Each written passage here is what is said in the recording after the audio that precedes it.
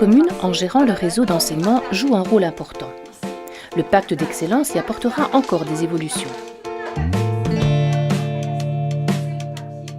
Les premières mesures sont déjà entrées en vigueur, principalement dans l'enseignement maternel et primaire.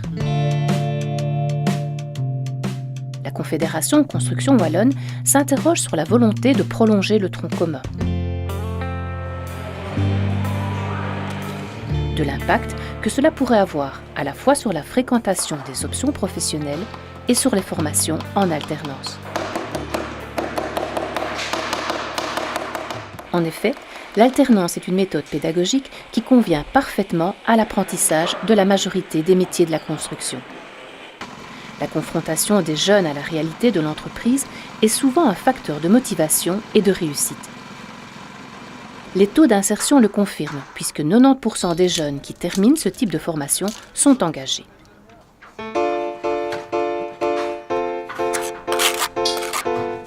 En matière d'emploi, les communes jouent aussi un rôle primordial. Ce sont en effet des maîtres d'ouvrage importants pour les entreprises de construction.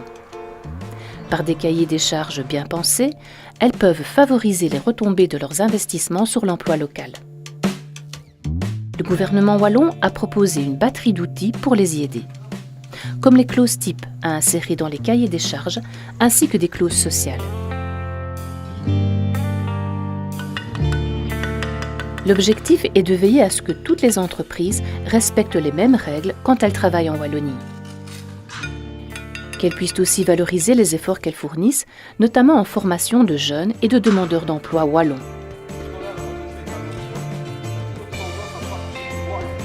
C'est dans une stratégie de moyen et long terme que les communes doivent s'inscrire pour maintenir l'emploi dans le secteur, voire l'augmenter.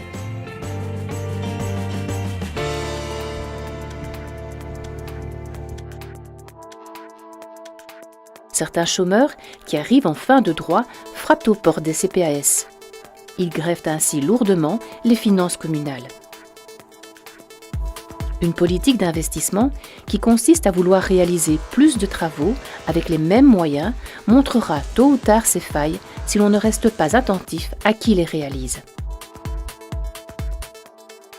Même dans ce contexte compliqué de dumping social, les entreprises de construction recherchent du personnel qualifié. Il est nécessaire de renforcer les liens entre les structures locales qui accueillent les demandeurs d'emploi et les entreprises.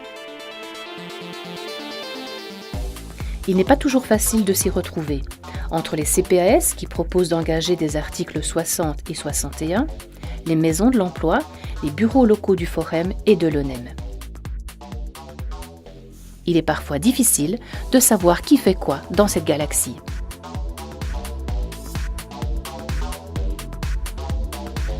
Certains ont pris conscience de cette complexité et de l'effet levier que peut induire une collaboration entre ces structures.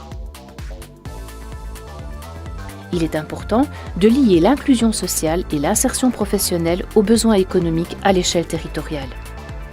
Cette dynamique implique de décloisonner les approches économiques et sociales, de renforcer les liens avec les entreprises locales, de raisonner en parcours pour les demandeurs d'emploi, en renforçant les collaborations entre les acteurs de la préqualification et ceux de la qualification, ainsi que l'insertion dans l'emploi.